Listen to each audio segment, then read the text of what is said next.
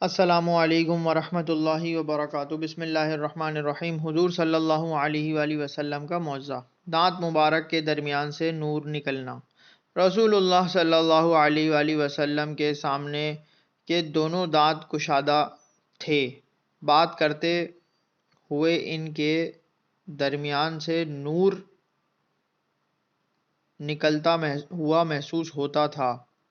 حوالہ شمال ترمذی 3 سعود عن ابن عباس رضی اللہ تعالی عنہ۔